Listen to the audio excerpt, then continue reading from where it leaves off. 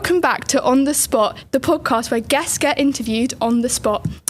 Today, I'm joined here with amazing actor and producer, Zoe Cunningham. Hello. Hey. So, how are you doing today? Well, I'm hot. It's very hot, yeah. Yeah. The stairs, that was very hot as well. It's the only feeling I have. It's literally just like everything else. It's just heat. It's just, yeah. So for anyone who doesn't know about Voidance or who you are, maybe just a little introduction, maybe just like a little overview of your character, the film, your role. Just a bit of introduction. Cool. Okay, so I'm Zoe Cunningham. I'm an actor and a producer. So being a producer, essentially, it's like being a manager of the film. So you have to make sure everything's in place for you to shoot, and then for distribution and marketing afterwards. Yeah. So yeah, it's kind of like being a manager. But I also act, which is the bit I love. That's the fun. That's the creative. Yeah, exactly. But producing is a really good skill set. Like if you want a creative life, then you either have to find other producers to work with. But if you can produce yourself, then you kind of can take your life and your career into your own hands. So that's why I do it. So I don't have to wait on other people. I get to shape my own career. I love that. Yeah. For example, with Voidance, which is the first film set in the Attic universe, and it follows a character called Alana Toro, which is who I play. And in the film, she's doing her exam to join the Attic Guard, which I call it kind of like the space police. Yeah. So once she passes this exam, she can go out on assignment, solve intergalactic crime. Basically gets the job. She gets the job. Yes. Gets to get in it, on it, hands-on with her little gun. Right, yeah. Exactly. So the idea, within Voidance, they're testing her to see whether she has the capacity. They do that by setting up a simulated terrorist threat that she has to prevent. But she only has a limited number of attempts, and she learns new information each attempt. Throughout it. Yeah. So that's the rundown Voidance. And I just wanted to ask you, what drew you to this genre, this specific project? Yeah, sure. So I've always loved science fiction. And in fact, for me, when I was growing up, what I really loved was Star Trek. It's a bit dorky, but yeah. I just enjoyed the world and the invention and how every episode was really different. And then you had different aliens and different kind of perspectives. I think that's one of the most exciting things about science fiction.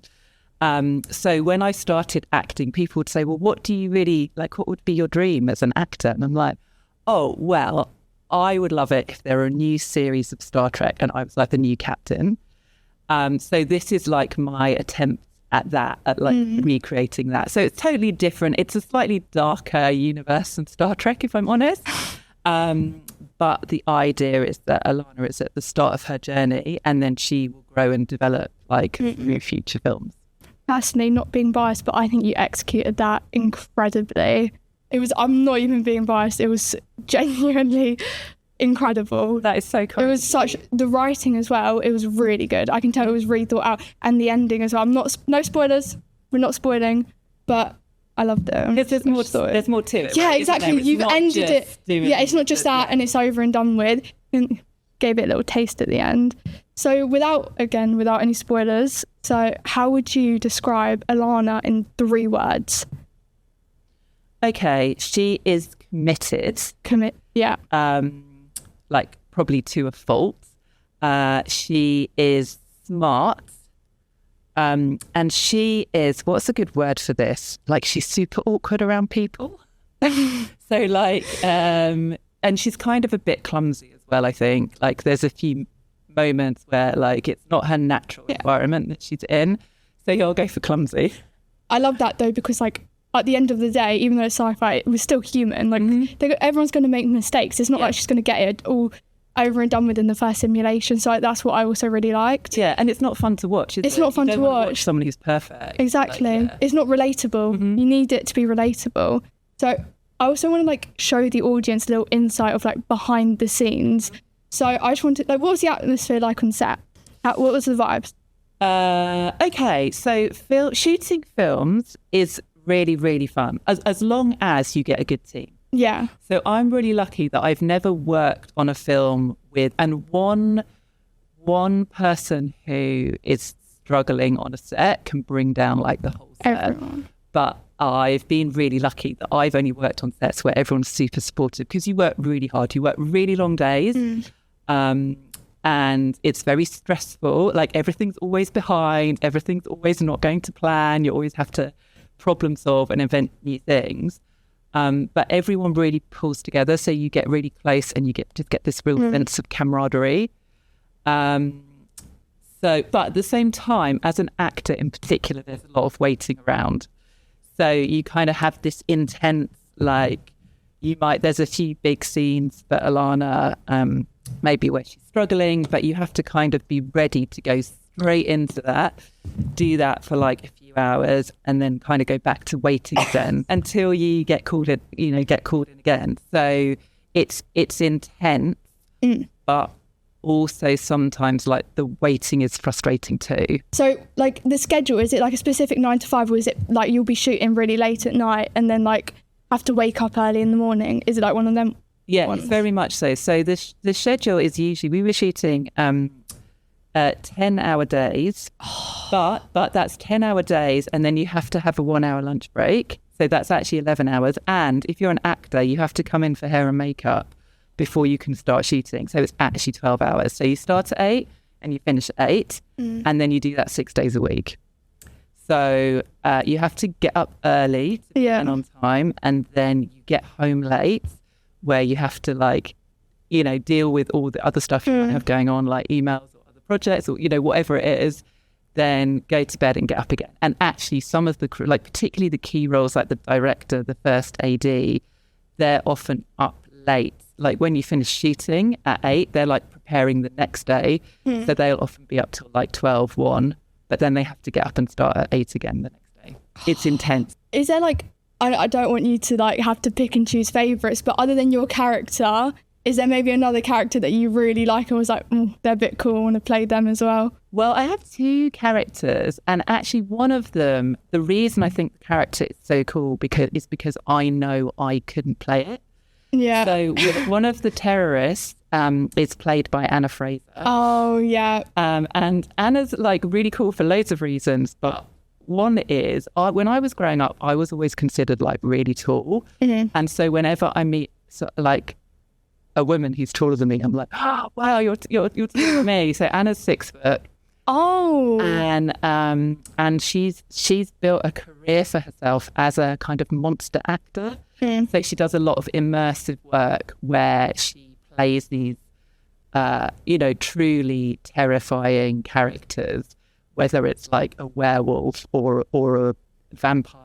She's really well versed in that, and she plays one of the terrorists who they're both slightly unhinged, and she just does it amazingly. And I remember reading the script and thinking I could just never deliver those lines. Like, it's because you have to create the character and you have to create the world and you have to make it believable.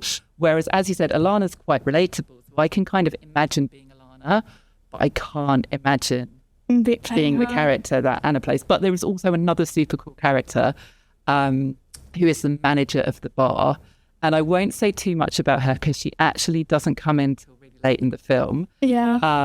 But she's an older woman who it's her bar, she runs her bar, she doesn't take any nonsense from anyone, and I love her. I think she's a fantastic character. I love that.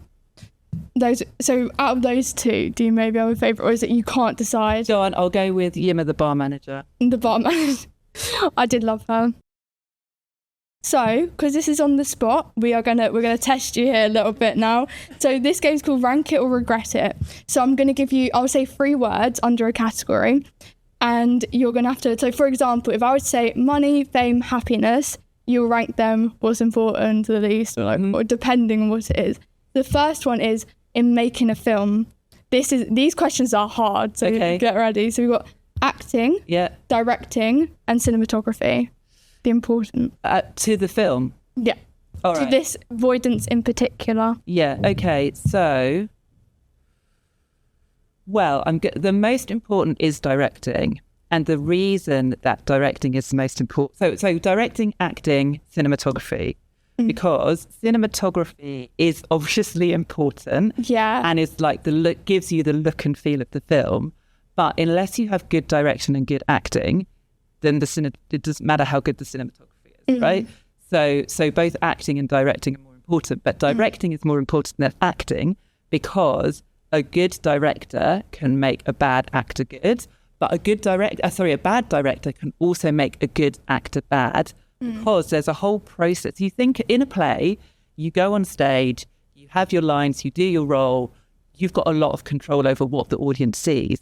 In a film, you go on set, you perform your scene, then you perform it again, then you perform it again.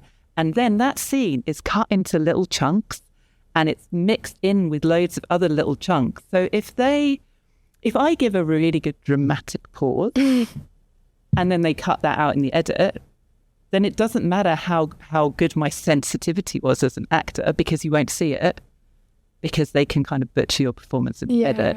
And so directing is most important. And for me as an actor, working with a director that I trust is like the priority. You need to build trust with the director. Love it. The next one is like specifically for sci-fi, because obviously Voidance is a sci-fi film. So storyline, visual effects, and characters. So top has always got to be storyline. Literally. But the characters in Void, I'm going to put characters second, because the characters in Voidance are so cool. That's what I was going to say. I think they really make the film. Certainly for me, playing Alana, like my job is kind of done for me, because I'm constantly meeting all these super interesting people with like different experiences and different ways of doing things. So I'd say characters. And then VFX is important. And actually a lot of the small VFX are more important than you think. It's not just about big flashy like explosions and so on. But there's lots of little extra lighting. Some of the blood was actually added as VFX. So one of the techniques we've used on both Voidance and my previous film is you mix SFX, which is special effects you do in real life. So for example, pouring some blood on people, fake blood, or building a fire. You do that in SFX, so it's really there and you really film it. But then you combine that with VFX. So rather than making a fake fire, you're enhancing. You're making it better. Exactly. I didn't know that. Yeah, it's clever, isn't it? That is clever. Yeah. This one's on set, so this is what you think is most important to least. The cast, the crew, or catering. Catering. It's like, it's just a well-known fact in all films that catering is super, super important. It's so important. Because we've got these long days, everyone's really stressed. There's no access to other food, right? So in a normal job, like you can often like pop out and grab a sandwich or pop out and grab a snack. Yeah. But in film, because scheduling is so tight and you might need anyone at any minute, you're kind of there all day and you can't really go wandering off. So if people aren't providing good food for you, it's just an extra source of stress and an extra source of tension, and it can lead to fights. But again, catering isn't enough on its own. So it is cast and crew. What is it, cast and crew? I don't know. Like cast and crew, you need all of it. You need all of it. So that's a hard one. Film, it takes a village, right? So film is a team sport, and every single person on a film set. So if you watch the credits, you'll see how many people. There's so many involved in the film, and ours is like a tiny budget film, right? And there's still like so many people involved, and every one of those people was essential. So I don't think you can kind of pick between cast and crew or even like individual. It's a hard one, because like without the crew you can't have the cast, and without the cast you can't have the crew. Exactly. And just catering is always important. Guys. Don't forget about catering. We're not forgetting about catering. No. And snacks. So do you know like the snack is called the craft table, is where you have like chocolate bars. Everything on it. Got to bring me back some. The next one, which is the last one for this game, is character traits. So I have intelligence, courage, or determination. Which I felt this fit. For Alana, right? For Alana. I think, those are really good. You should have done my question earlier about 3 words for Alana. right? But I think that intelligence is kind of good and it kind of helps the character, but it's not that interesting to watch. Like there's not as interesting as determination and courage, right? Because they're much more core to us as human beings, and they're what we use when things really get tough, right? So, determination or courage, because courage is about doing the things you think are hard and like daring to do them, whereas determination is about keeping going. So I think determination is top, because courage is almost like doing it when you don't know if it's going to be bad or not, and determination is carrying on doing it when you already know it is bad. Yeah. So determination top. It's on top. Love that. That was our game, Rank It or Regret It. So we've spoken a little bit beforehand how Alana is a strong female lead. Love her, baddie, icon, legend, love her. Do you think it's important for young women to see such a strong character in films? And when you were growing up, was there maybe a character, like a woman lead or just a side woman character that you looked up to? Yeah, so that's a really important question, and I think it's absolutely imperative.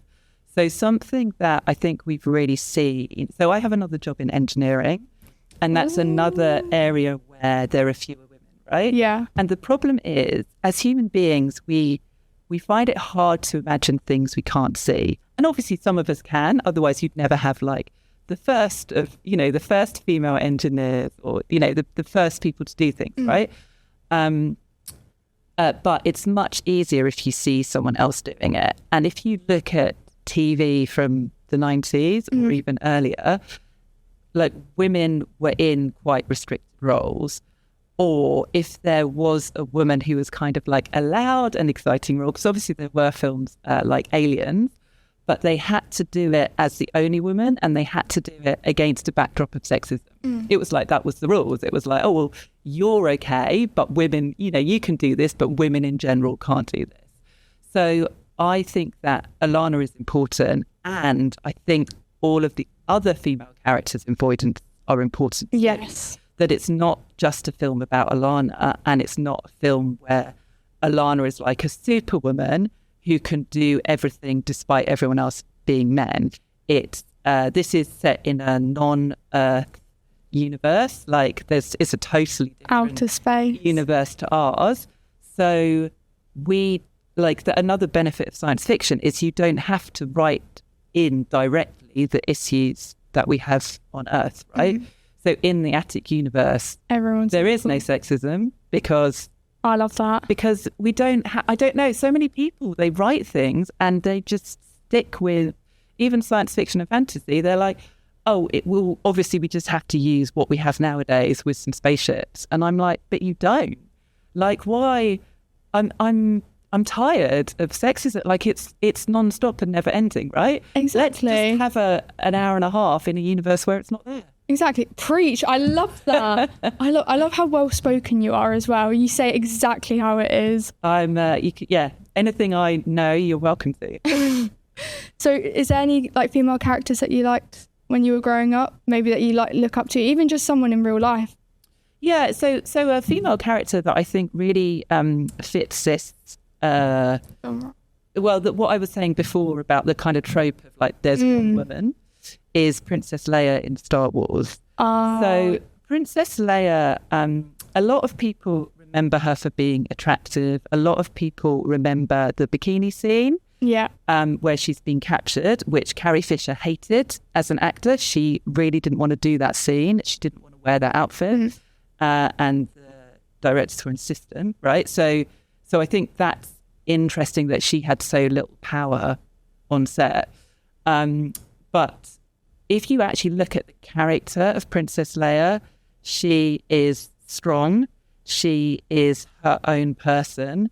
She is making her own decisions. She's not anyone else's pawn, which I think you see a lot of the time. Women are there to like further the stories, or, in that era you had women who were there to further the stories of men. Princess Leia is not that, but she was the only woman in most of the first trilogy, right? And just to add to that, it actually makes me like well up remembering the moment of seeing this on screen in the most recent Star Wars, when we're reintroduced to Leia and she is now General Leia. Oh. And I don't know what it is, but it's something about the respect of the title General versus the title Princess. Yeah. Right? It's like originally she was important because she was part of this lineage, which is historically like the only power women have had is when you're born into like a royal family. Whereas General is about her skills and her abilities and her determination to fight for the cause. And yeah, that was an amazing moment for me to see like General Leia. I love that. I didn't know that. That's really, I love that. So what would you hope for audiences to take away from the film after watching the film Voidance? So Voidance is a film about who we consider to be the other, which can be in like an organizational sense, it can be in a nationalistic sense. And Alana faces a choice of who she considers important people who are worth saving and who her superiors consider important people who are worth saving, or people who are other to them. And I think we all, no matter how hard we try, we all have people who we instantly warm to and go, oh, you're like me, you're my kind of people. And people where we're like, oh, you're just, you know, you're the other. And I think the more we see all human beings as important and part of like, you know, global humanity, that the more capacity we'll have to solve our challenges, which seem to be growing by the day, right? I love that. Hopefully they do take that away from it. I have one more question for you. So I ask this at the end of all my episodes, all the podcasts. What's one lesson that you've learned in your acting career, maybe specifically in Voidance, that you'll take away after working on this project? So the one lesson from my acting career that Voidance is like a continuation of is, if you want to be a creative, or actually if you have any dream of any sort, don't put your fate into the hands of other people. You have to make it happen for yourself. And it's not easy, and there's a lot of challenges that come with that. But I would not have the opportunity to act in a film like Voidance if I hadn't started learning how to produce 12 years ago. So that's just, it's been the most important lesson of my life, for sure. I love how you did it, like you worked for it, you taught yourself it, you've reached out for it yourself, you knew what you wanted and you went and got it. I love that. And I kept going. And you didn't stop. Right. And there are plenty of times when I have thought, and every actor has this, right? But there's plenty of times where I've thought seriously about quitting. And, you know, when the going's tough, the emotional highs and lows. So we've got reviews out at the moment. So there's always like, oh, amazing. You know, someone thinks I did okay. Oh my God, someone thinks I was the worst thing ever. So there's that to deal with as well. But it's just learning to ride it all out and keep focused on what you want. And don't be afraid to change what you want either, because just because I wanted something 12 years ago doesn't mean I still want it, but always keeping my mind focused on, because to answer your 3 words, your example, right? Happiness for me is number one. Happiness, then fame, then money, right? That's what exactly. And you have to fight for your own happiness. Zoe, thank you so much for joining me today. I love it. Guys, you need to go check out Voidance right now. It's incredible. Masterpiece. Love it. I hope you had fun. I hope you enjoyed it. Which I hope I got the questions right. So that was Zoe from Voidance today, and come back next time for On The Spot.